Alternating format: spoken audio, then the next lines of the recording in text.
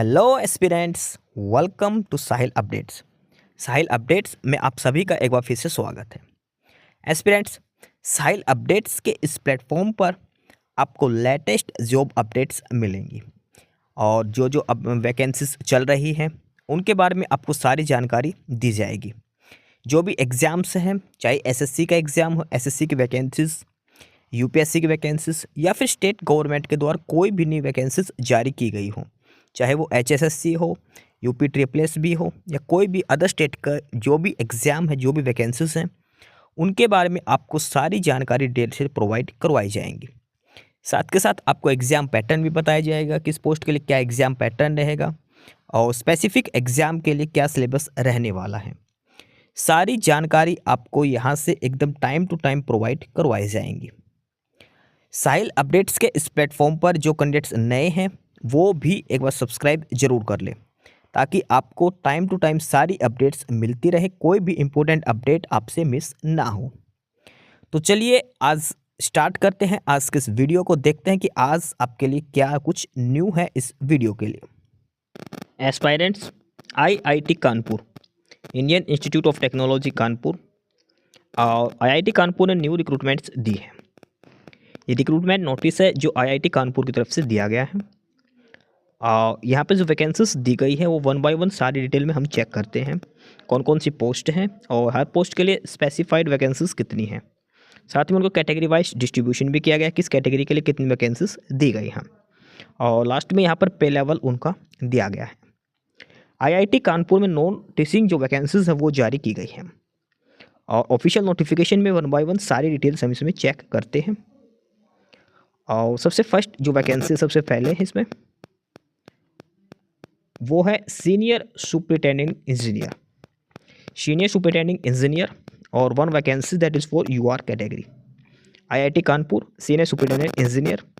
पे लेवल की बात करते हैं, पे लेवल 13A इसमें रहेगा, यानी कि बेसिक सैलरी रहेगी 1,31,100। नेक्स्ट है सेकंड नंबर पर सुपरिटेंडिंग इंजीनियर और ये है डीसीई और डीईई में। डीसीई में बात करते हैं वन वैकेंसी है और वो एससी कैटेगरी के लिए जो है। डीईई में बात करते हैं वन वैकेंसी, वो जनरल कैटेगरी के लिए दे रखी है। और सुपरिटेंडेंट इंजीनियर की जो वैकेंसीज हैं ये पे लेवल 13 में है। नेक्स्ट जो वैकेंसी है थर्ड नंबर पर वो है डिप्टी रजिस्ट्रार। डिप्टी रजिस्ट्रार के लिए दो वैकेंसीज है, two vacancies, one for ST category and one for OBC category. Pay level is 12 deputy registrar. Next one is action executive engineer. Executive engineer में further two parts है। First है DCE. DCE में one vacancy और वो OBC category के लिए है। DEE में वन वैकेंसी जो एससी कैटेगरी के लिए है। पे लेवल 11 में है एग्जीक्यूटिव इंजीनियरिंग के लिए। Next one is assistant counsellor. Number 5 पर जो वैकेंसी पोस्ट है वो है असिस्टेंट काउंसलर। असिस्टेंट काउंसलर के लिए 3 वैकेंसीज है, one for EWS category and 2 for OBC category. Number 6 is for assistant registrar. Assistant registrar one vacancy और वो हैंडीकैप कोटा के लिए दे रखी है। Number 7 is assistant registrar library, one vacancy and that one is for OBC category. Number 8 is hall management officer. Hall management officer one vacancy that is reserve for SC category. Number 9 is medical officer. Medical officer में 2 vacancies हैं, one for handicap and one for ST category. और जो serial number 5 to serial number 9, serial number 5 to serial number 9 pay level इस सभी post के लिए पे level 10 में है। ये सीरियल नंबर 5 से लेकर सीरियल नंबर 9 तक जो 5 वैकेंसीज 5 कैटेगरीज की ये पे लेवल 10 की वैकेंसीज दी गई हैं। उसके बाद नंबर 10 है और वो असिस्टेंट सिक्योरिटी ऑफिसर, ये वुमेन कैटेगरीज के लिए है। इसमें 2 वैकेंसीज हैं, one for general category and one for SC category. Number 11 is assistant sports officer.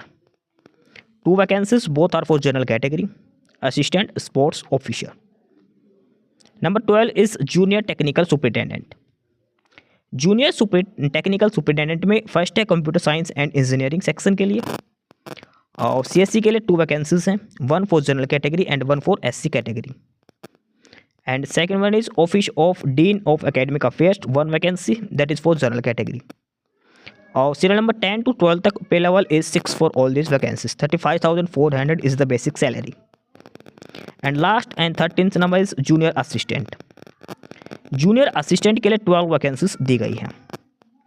Junior assistant के लिए टोटल 12 वैकेंसीज दी गई है इसमें, और 12 वैकेंसीज में से 9 for general category, 1 for EWS category and 2 for handicap category. Junior assistant is पे level 3, 21,700 is the basic salary. तो IIT कानपुर में टोटल वैकेंसीज की हम बात करते हैं, बैकलॉग वैकेंसीज सारी इंक्लूड करके टोटल 34 वैकेंसीज दी गई है। IIT कानपुर में नॉन टीचिंग पोस्ट के लिए 34 वैकेंसीज दी गई हैं अलग अलग कैटेगरीज के लिए। First one is senior superintendent engineer, second one is superintendent engineer, third one is deputy registrar, fourth one is executive engineer, next is assistant counsellor, next is assistant registrar library, hall management officer, medical officer, assistant security officer, assistant sports officer, junior technical superintendent and last one is junior assistant. ये total 34 vacancies दी गई है IIT Kanpur में। Other than the total salary which includes पे level, transport level, DA, HRA, NPS, medical, LTC, और जो सारे जो है ये बेसिक सैलरी दे रखी है, और इसमें आपको DA मिलेगा, HRA मिलेगा, सारी फैसिलिटीज़ आपको दिए जाएंगे, सारे अलाउंसेस आपको अवेलेबल होंगे। Next one is age limit. Age limit की इसमें हम बात करते हैं, एज लिमिट क्या रहने वाले। सीरियल नंबर 1 एंड 2 के लिए maximum is 57 years, serial number 3 and 4 के लिए 21 to 50 years, serial number 5 to 9 से 21 to 45 years, serial number 10 to 12 10 to 21 से 35 ईयर्स, और सीरियल नंबर 13 जो है जूनियर असिस्टेंट उसके लिए 21 to 30 ईयर्स मैक्सिमम एज आपकी हो सकती है। And age for superannuation for all the groups is 60 years. ये सारी इसमें डिटेल्स दे रखी है क्या आपकी मिनिमम एज होनी चाहिए। IIT कानपुर में टोटल नॉन टीचिंग पोस्ट की बात करते हैं हम, टोटल 34 वैकेंसीज दी गई है। बैकलॉग वैकेंसीज मिलाकर ओवरऑल टोटल 34 वैकेंसीज दी गई हैं। और ये जो पे लेवल है, इस पे लेवल के अलावा जो आपको बेसिक अलाउंसेस जो है सारे वो दिए जाएंगे, जैसे ट्रांसपोर्ट अलाउंस हो गया, DNS अलाउंस, DA हो गया, HRA, NPS, medical allowance, LTC और CC चाइल्ड एजुकेशन अलाउंस, सारे अलाउंसेस आपको दिए जाएंगे जो गवर्नमेंट ऑफ इंडिया के रूल्स हैं उनके बेसिस पर, बेसिक सैलरी के अलावा। यानी जो पे लेवल में जो बेसिक सैलरी दे रखी है उसके अलावा आपको सारे अलाउंसेस दिए जाएंगे। अब बात करते हैं इसमें एज लिमिट की। एज लिमिट आपकी कितनी होनी चाहिए किस पोस्ट के लिए। तो serial number 1 and 2, serial number 1 and 2 पर जो पोस्ट है वो है सीनियर सुपरिटेंडिंग इंजीनियर और सुपरिटेंडिंग इंजीनियर, SSE और SC पोस्ट के लिए। और यहाँ पर मिनिमम एज नहीं है, मैक्सिमम एज की बात करें तो मैक्सिमम 57 ईयर्स एज दे रखी है। उसके बाद नेक्स्ट है सीरियल नंबर 3 एंड 4 और वो है असिस्टेंट रजिस्ट्रार के लिए, मिनिमम 21 और मैक्सिमम 50 ईयर्स आपकी एज हो सकती है। उसके बाद आगे है सीरियल नंबर 5 to 9 और इसके लिए मिनिमम 21 है, मैक्सिमम 45 ईयर्स दे रखी है। सीरियल नंबर 5 to 9 है ये असिस्टेंट काउंसलर, असिस्टेंट, ये सारी जो पोस्टें हैं। सीरियल नंबर 9 मेडिकल ऑफिसर तक, यहाँ पर आपकी मैक्सिमम एज 45 है, मिनिमम 21 ईयर्स यहाँ पर एज दे रखी है। सीरियल नंबर 1 से लेकर सीरियल नंबर 9 तक जो वैकेंसीज हैं वो सारी ग्रुप A की वैकेंसीज हैं, ग्रुप A की वैकेंसीज हैं। ग्रुप B में बात करते हैं, ग्रुप B में सीरियल नंबर 10 to 12 है, 10, 11 और 12 तीन कैटेगरी की जो वैकेंसीज हैं ग्रुप B की वैकेंसीज हैं। और यहाँ पर मिनिमम एज 21 है, मैक्सिमम 35 ईयर्स है, यानी कि assistant security officer, assistant sports officer और जूनियर टेक्निकल ऑफिसर, ये तीनों ही पोस्ट ग्रुप B की पोस्ट दे रखी हैं। इसके अलावा लास्ट है जूनियर असिस्टेंट की जो पोस्ट है सीरियल नंबर 13 पर, वो है ग्रुप C की पोस्ट। और यहाँ पर एज लिमिट है मिनिमम 21 और मैक्सिमम 30 ईयर्स। तो ये सभी ग्रुप के हिसाब से सभी पोस्ट की एज लिमिट दे रखी है, मिनिमम 21 और मैक्सिमम अलग अलग कैटेगरी के हिसाब से डिवाइड कर रखी है। रिटायरमेंट जो एज है सभी पोस्ट के लिए वो 60 ईयर्स रहेगी। नेक्स्ट इसमें जो इंपॉर्टेंट चीज़ है कि एज कैलकुलेट किस हिसाब से की जाएगी। तो एज जो कैलकुलेट की जाएगी वो आपकी क्लोजिंग डेट जो एप्लीकेशन फॉर्म की है 31 जनवरी 2025, उसके हिसाब से आपकी एज कैलकुलेट की जाएगी, मिनिमम 21 और मैक्सिमम अलग अलग कैटेगरी के हिसाब से। फर्दर जो कैटेगरी वाइज एज रिलैक्सेशन है वो भी अलग से दिया जाएगा। SC ST को 5 ईयर्स का, OBC को 3 ईयर्स का, वो एज रिलैक्सेशन भी अलग से दिया जाएगा। यह है एज लिमिट की बात। आगे अब इसमें हम बात करते हैं mode of appointment. Mode of appointment किस पोस्ट के लिए क्या रहेगा? तो सीरियल नंबर 1 और 2 सीनियर सुपरिटेंडिंग इंजीनियर और सुपरिटेंडेंट इंजीनियर, दोनों ही पोस्ट के लिए जो मोड ऑफ रिक्रूटमेंट रहेगा वो है ऑन डेपुटेशन टर्म्स या फिर ऑन कॉन्ट्रैक्ट फॉर 5 ईयर्स। ठीक है, या तो 5 साल के कॉन्ट्रैक्ट पे रहेंगे, या फिर डेपुटेशन बेसिस पर रहेंगे, या फिर रेगुलर बेसिस पर विद 1 ईयर प्रोबेशन। ये है सीनियर सुपरिटेंडिंग इंजीनियर और सुपरिटेंडेंट इंजीनियर। सीरियल नंबर 1 और 2 के लिए जो पोस्ट है उनके लिए डेपुटेशन भी अलाउड है, कॉन्ट्रैक्चुअल भी अलाउड है और रेगुलर बेसिस पर भी। बट सीरियल नंबर 3 to 13 जो लास्ट की जो सारी वैकेंसीज बच गई 3 to 13 ये सारी रेगुलर बेसिस पर रहेंगी और सभी पोस्ट के लिए 1 साल का प्रोबेशन पीरियड भी इसमें रहेगा। 1 ईयर प्रोबेशन पीरियड सभी पोस्ट के लिए रहेगा, जो रेगुलर पोस्ट जो भी होंगी। सीरियल नंबर 3 से 13 तक रेगुलर अपॉइंटमेंट पर 1 ईयर प्रोबेशन आपका रहेगा। अब जो 13 कैटेगरीज की जो वैकेंसीज हैं, नेक्स्ट वन हम डिस्कस करते हैं इसमें एसेंशियल क्वालिफिकेशंस के बारे में। सीनियर सुपरिटेंडिंग इंजीनियर 1 वैकेंसी, और एसेंशियल क्वालिफिकेशन में है मास्टर डिग्री इन सिविल और electrical engineering with at least 55% marks and 18 years experience, या फिर आपके पास first class degree in civil और electrical engineering and 20 years experience. और पॉइंट सेकंड में ये एक्सपीरियंस दिखा रखा किस फील्ड में आपका एक्सपीरियंस होना चाहिए। यह है सीनियर सुपरिटेंडेंट इंजीनियर के लिए। जॉब रिस्पॉन्सिबिलिटीज़ भी यहाँ पर शो कर रखी हैं। Next one is superintendent engineer SE, superintending engineer 1 vacancy for DCE and 1 in DEE। Essential qualifications की बात करते हैं, इसमें मास्टर्स डिग्री होनी चाहिए सिविल और इलेक्ट्रिकल इंजीनियरिंग में 55% मार्क्स के साथ, और 13 ईयर्स आपका एक्सपीरियंस होना चाहिए, या फिर आपके पास 15 ईयर्स एक्सपीरियंस हो सकता है। और ये रिलेवेंट फील्ड लिख रखा जहाँ पर आपका एक्सपीरियंस होना चाहिए। ये दोनों पोस्टें हैं जो डेपुटेशन बेस पर भी अलाउड है। Next one is deputy registrar. Deputy registrar के लिए एसेंशियल क्वालिफिकेशंस की हम बात करते हैं। मास्टर्स डिग्री होनी चाहिए विद 55% मार्क्स के साथ। 55% मार्क्स होने चाहिए मास्टर डिग्री में। और एक्सपीरियंस की बात करते हैं, 5 ईयर्स एक्सपीरियंस होना चाहिए administrative experience as assistant registrar, या फिर आपके पास 9 ईयर एक्सपीरियंस होना चाहिए एज असिस्टेंट प्रोफेसर। ठीक है, ये आपके पास एक्सपीरियंस डिटेल्स दे रखे हैं डिप्यूटी रजिस्ट्रार के लिए, और ये डिज़ायरेबल कंडीशंस दी गई हैं। जॉब रिस्पॉन्सिबिलिटीज़, उसके बाद नंबर 4 पर है एग्जीक्यूटिव इंजीनियर। एग्जीक्यूटिव इंजीनियरिंग में है DEE DCE के लिए। और एसेंशियल क्वालिफिकेशंस की बात करते हैं इसमें, तो मास्टर्स डिग्री होनी चाहिए सिविल और इलेक्ट्रिकल इंजीनियरिंग में 55% मार्क्स, 8 ईयर्स का एक्सपीरियंस होना चाहिए। ठीक है, उसके बाद डिज़ायरेबल कंडीशंस दी गई हैं। DEE के लिए अलग है और DCE के लिए अलग से। अगर आपके पास डिज़ायरेबल कंडीशंस नहीं है तो भी आप अप्लाई कर सकते हैं, ये ध्यान रखना। उसके बाद नंबर 5 पर है असिस्टेंट काउंसलर।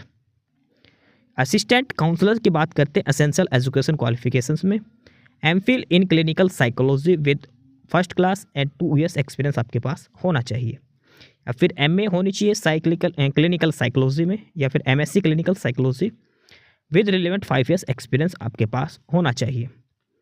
असिस्टेंट काउंसलर के लिए क्लिनिकल साइकोलॉजी से मास्टर्स डिग्री आपके पास होनी चाहिए। उसके बाद नंबर 6 पर जो है वो है असिस्टेंट रजिस्ट्रार। असिस्टेंट रजिस्ट्रार के लिए ओनली 55% मार्क्स मास्टर डिग्री में आपके पास होने चाहिए। जो एक्सपीरियंस है ये डिज़ायरेबल कंडीशंस में दिया गया है, अगर आपके पास नहीं है तो भी आप एलिजिबल हैं। असिस्टेंट रजिस्ट्रार के लिए जॉब रिस्पॉन्सिबिलिटीज़ दी गई हैं।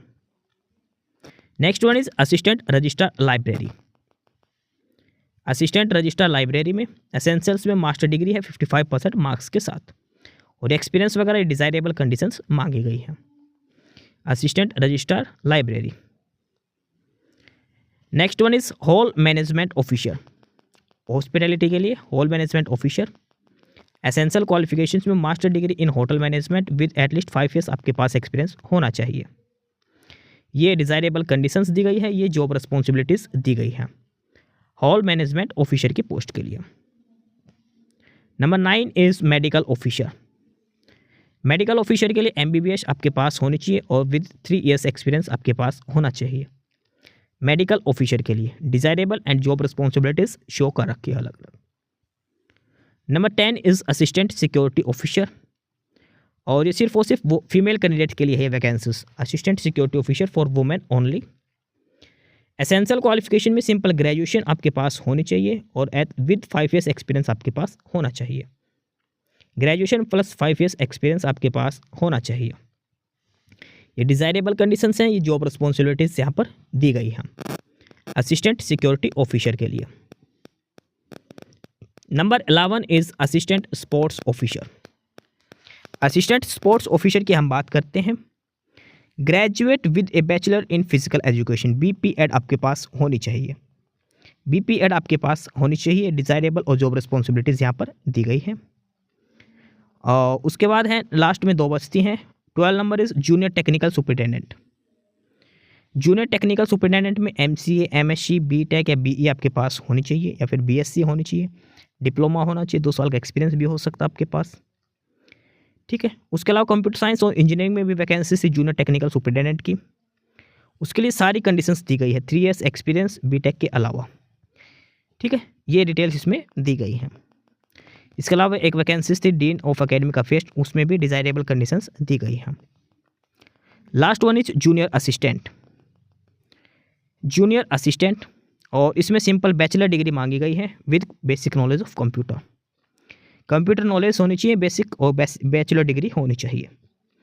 कोई भी एक्सपीरियंस वगैरह इसमें ज़रूरी नहीं है, ये मैंडेटरी नहीं है। तो ये सभी जो 13 कैटेगरी की वैकेंसीज, सभी में कंडीशंस दिखा रखे क्या क्या क्वालिफिकेशन आपके पास होनी चाहिए। ऑनलाइन आपको अप्लाई करना है 31 जनवरी से पहले। ऑनलाइन एप्लीकेशन स्टार्ट हो चुकी है, 31 जनवरी लास्ट डेट है, 5 PM तक आप अप्लाई कर सकते हैं।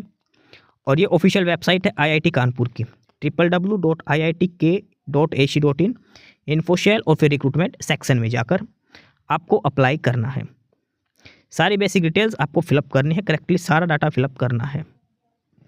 ठीक है। उसके बाद आपका ऑनलाइन एग्जाम भी लिया जाएगा, रिटन टेस्ट होगा, प्रैक्टिकल टेस्ट होगा।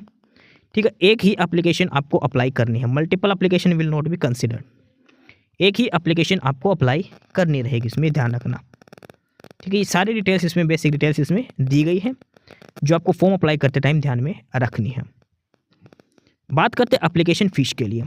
तो सीरियल नंबर 1 से 9 जो ग्रुप A की पोस्ट है, जनरल के लिए 1000, SC ST के लिए 500 रुपीज़ एप्लीकेशन फ़ीस रहेगी। और सीरियल नंबर 10 to 13 है, इसमें जनरल के लिए 700 और SC ST के लिए 350 फीस रहेगी। जनरल में यानी कि जनरल आ गया, EWS OBC सभी के लिए सीरियल नंबर 1 से 9 के लिए 1000 और SC ST के लिए 500, जनरल OBC और EWS के लिए 700 ग्रुप B और C के लिए, और SC ST की 350 एप्लीकेशन फ़ीस रहेगी। ऑलरेडी वर्किंग को अपने डिपार्टमेंट से NOC लेकर आनी होगी, नो ऑब्जेक्शन सर्टिफिकेट आपको देना हो जो ऑलरेडी कहीं पर वर्किंग है। और ये सारी एज लिमिट क्राइटेरिया इसमें दिया गया है। ठीक है। तो ये है ऑफिशियल नोटिफिकेशन IIT कानपुर की तरफ से। Indian institute of technology Kanpur, non teaching vacancies हैं। टोटल 33 पोस्ट हैं इसमें, 34 पोस्ट हैं इसमें। ठीक है। 13 कैटेगरीज की 34 वैकेंसीज इसमें दी गई है। IIT Kanpur, Indian institute of Kanpur के अंदर रिक्रूटमेंट सेक्शन में ये नॉन टीचिंग वैकेंसीज दी गई है। 31 जनवरी इसकी लास्ट डेट रहेगी। IIT कानपुर की ऑफिशियल साइट से आप अप्लाई कर सकते हैं। सारी डिटेल्स आपको 1 by 1 करके इसमें बता दी, क्या क्या क्वालिफिकेशंस होनी चाहिए, क्या सिलेक्शन प्रोसेस रहेगा। एस्पिरेंट्स, यही सारी इन्फॉर्मेशंस थी आपके लिए आज की इस वीडियो के अंदर। और जो इन्फॉर्मेशन आपको प्रोवाइड करवाई गई है उसके रिगार्डिंग आपको कोई भी क्वेरी हो, किसी भी कोई प्रकार का कोई डाउट हो, तो आप नीचे कमेंट बॉक्स में कमेंट करके हमसे पूछ सकते हैं। बाकी नई अपडेट्स के लिए और नई इन्फॉर्मेशंस के लिए आप हमारे चैनल साहिल अपडेट्स को सब्सक्राइब जरूर कर लें, ताकि आपको सारी अपडेट्स मिलती रहें। फिलहाल यही था आज के इस वीडियो में।